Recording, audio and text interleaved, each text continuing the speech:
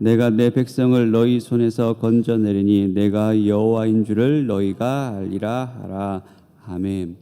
오늘도 이 자리에 오신 여러분들에게 하나님의 은혜가 가득 넘치시기를 바랍니다. 우리는 계속해서 지금 이제 이 에스겔서를 묵상을 하고 있습니다. 우리가 지금까지 계속해서 살펴본 내용이 뭐냐면 하나님의 심판에 대한 내용입니다. 유다와 이스라엘을 향한 하나님의 심판의 내용이 지금까지 쭉 길게 기록이 되어 있습니다. 그런데 하나님께서 그 백성들을 향한 심판의 절정이 무엇으로 설명되냐면 예루살렘이 멸망을 하고 성전이 파괴되고 그 백성들이 사로잡혀가는 것입니다.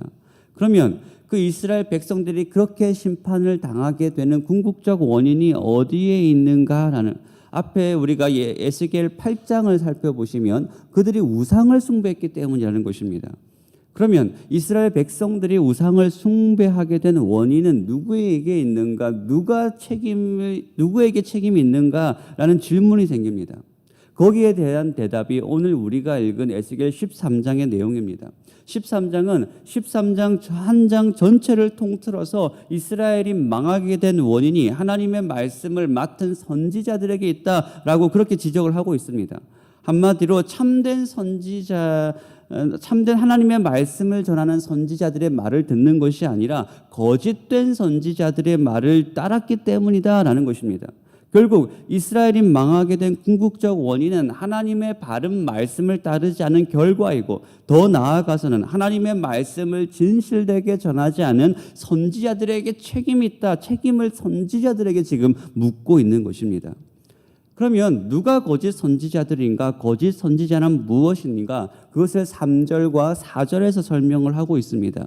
3절에 인자야 너는 이스라엘에 예언하는 선지자들에게 경고하여 예언하되 자기 마음대로 예언하는 자에게 말하기를 너희는 여호와의 말씀을 들으라. 주 여호와의 말씀에 본 것이 없이 자기 심령을 따라 예언하는 어리석은 선지자에게 화가 있을진저라고 그렇게 선언을 하고 계십니다. 그래서 실제로 에스겔 13장을 보시면 거짓 선지자, 이 거짓 선지자라는 단어 자체는 등장하지 않습니다. 그냥 통틀어서 선지자들이라고 그렇게 표현을 하고 있어요. 그러니까 거짓 선지자라는 사람들은 겉으로 그냥 어떤 외면적으로 구별을 되는 사람들이 아니라 그들이 무슨 말씀을 전하는가, 그들의 그 말씀의 출처가 어디인가를 통하여 거짓 선지자라는 사람들이 드러나게 되어 있습니다. 이들은 어떤 사람들인가, 무엇으로 예언하는가, 자기 마음대로 예언하는 사람, 그 사람들이 바로 거짓 선지자들입니다. 결국 어떤 외형적 문제가 아니라 그 사람이 전하는 그 말씀의 내용으로, 그 근원으로 거짓 선지자가 드러나게 되는 것입니다. 항상 선지자는 그 말씀의 근원이 어디에 있어야 되는 거예요? 하나님의 말씀에 근거를 두어야 되는 것입니다.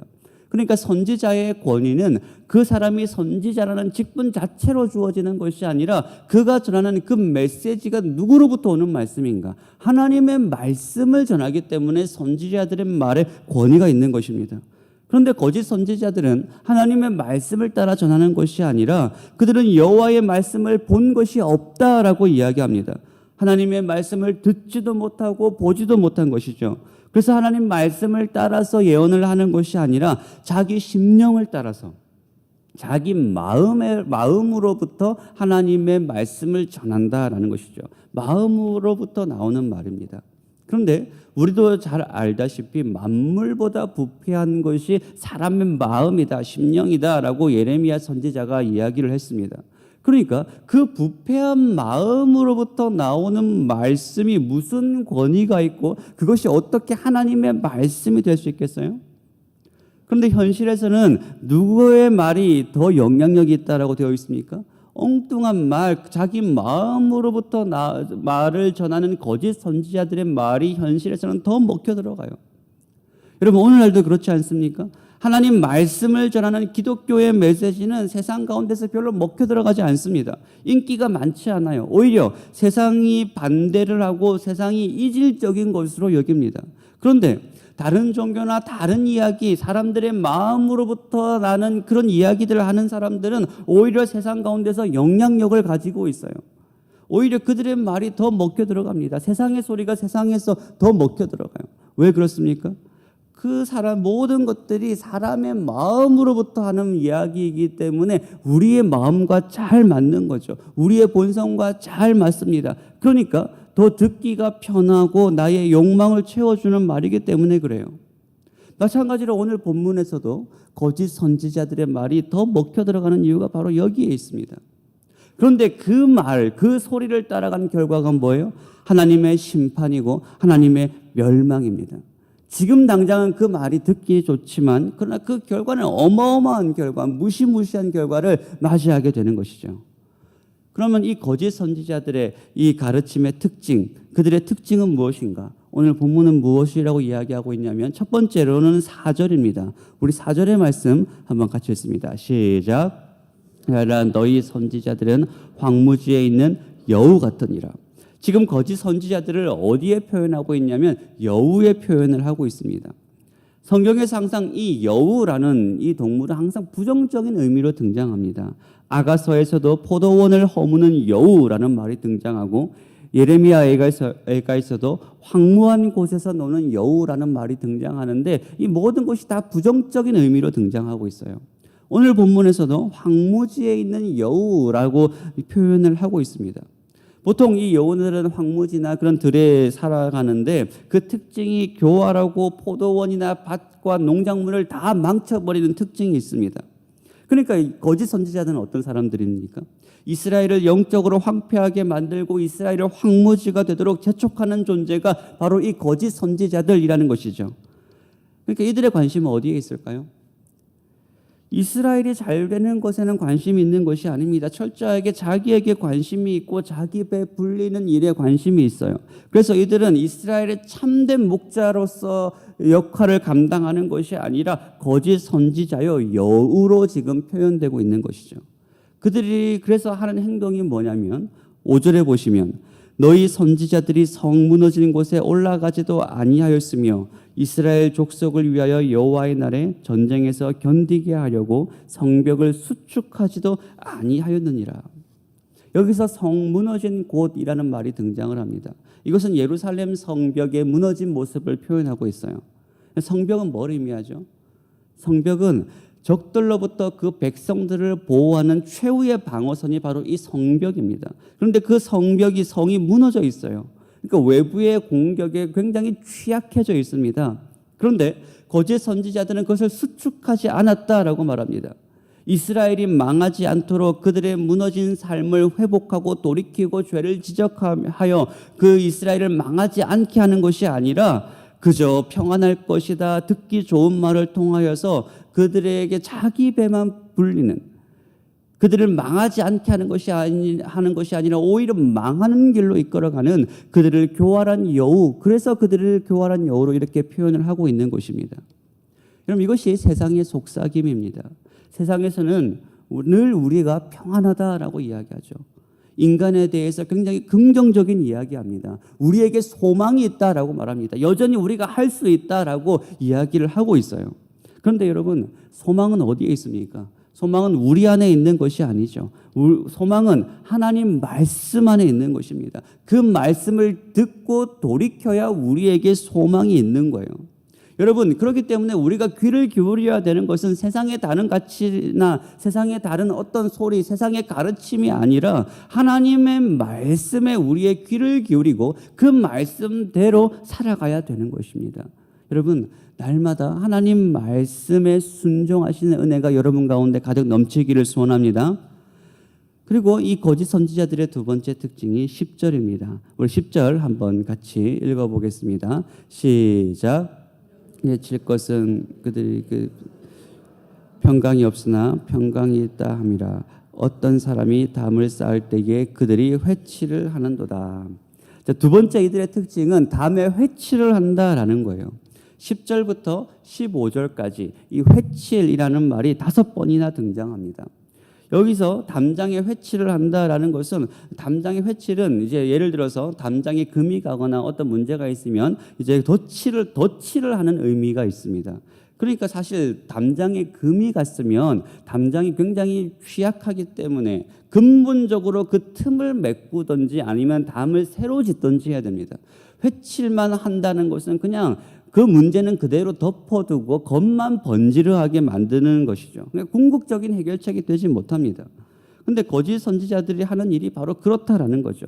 백성을 기만하고 있는 것입니다. 담이 무너지지 않을 것이다라고 그냥 겉만 그렇게 이야기를 하는 것입니다. 그런데 결정적일 때에 담이 무너져 버리는 거예요. 그것을 10절부터 12절까지 이야기합니다. 폭풍이 치고 폭우와 우박이 내려버리면 그냥 그 담이 그냥 무너져 내려버릴 것이라는 거죠. 그래서 하나님께서는 어떻게 하시죠? 결국은 끝내 폭우와 우박과 폭풍을 부어버려서 그 담을 무너뜨리시겠다라는 거죠. 그들의 거짓을 드러내시는 것입니다. 또 거짓 선지자의 특징은 뭐냐면 영혼을 사냥하는 선지자입니다. 그것이 18절이죠. 18절에 보시면 이르기를 주 여호와의 말씀에 사람의 영혼을 사냥하려고 손목마다 부적을 꿰며 매고 키가 큰 자나 작은 자의 머리를 위하여 수건을 만드는 여자들에게 화 있을진저 너희가 어찌하여 내 백성의 영혼을 사냥하면서 자기를 위하여 영혼을 살리려 하느냐. 18절부터 21절까지 계속해서 사냥하다라는 단어가 반복해서 등장합니다. 거짓 선지자들은 자기 영혼을 위하여 그 백성들을 사냥하는 자로 표현이 되고 있습니다. 그런데 이들이 사냥하는 목적이 뭐냐? 19절에 보시면 너희가 두어 움큼 보리와 두어 조각의 떡을 위하여 한다.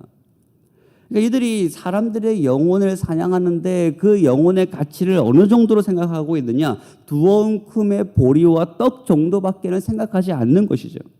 그러니까 이들은 그 백성들을 정말 사랑하고 아끼는 것이 아니라 자기 배 부르기 위하여 자기 앞에 있는 유익을 위하여 선지자의 신용만 지금 하고 있는 것입니다. 백성들을 자기의 배를 불리는 용도로 이용을 하고 그래서 이것을 사냥한다라고 표현을 하고 있는 거죠. 그러니까 이 시대의 비극이 뭐예요? 백성들은 선지자의 말을 하나님의 말씀으로 듣습니다.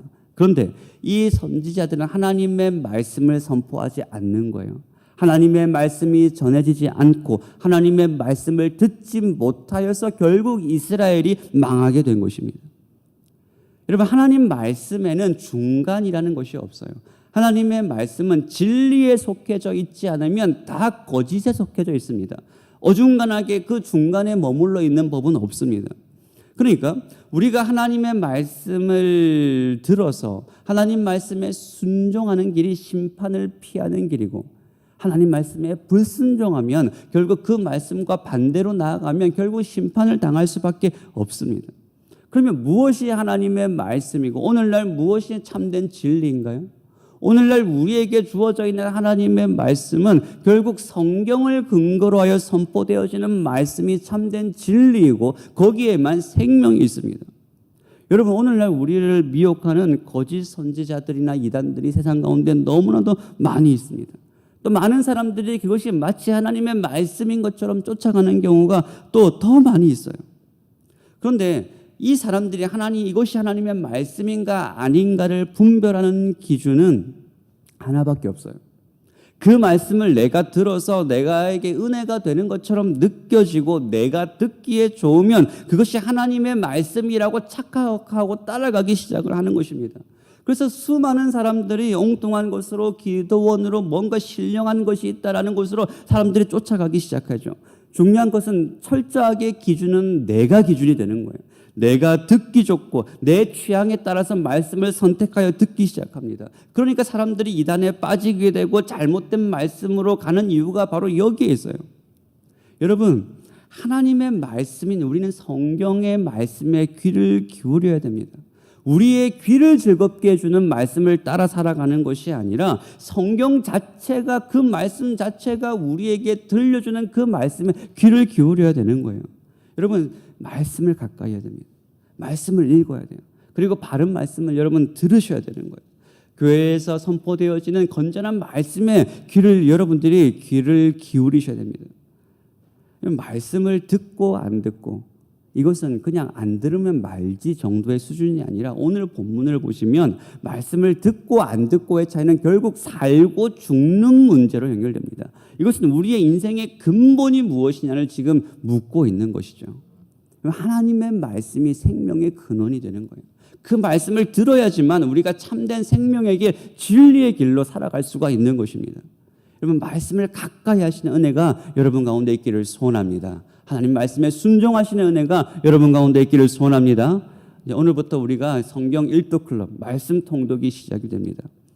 여러분 특별히 이 새벽에 나와서 기도하시는 여러분들 늘 우리의 삶은 말씀과 기도가 균형을 이루어야 돼요. 우리가 기도를 나와서 열심히 하는 만큼 그 말씀 가운데 하나님 말씀을 듣는 일도 우리가 게을리해서는 안 됩니다.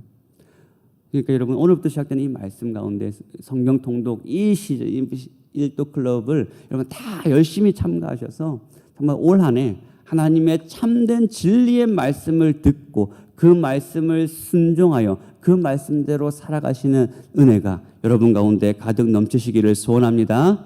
함께 기도하겠습니다. 사랑과 은혜가 충만하신 하나님 아버지 감사드립니다.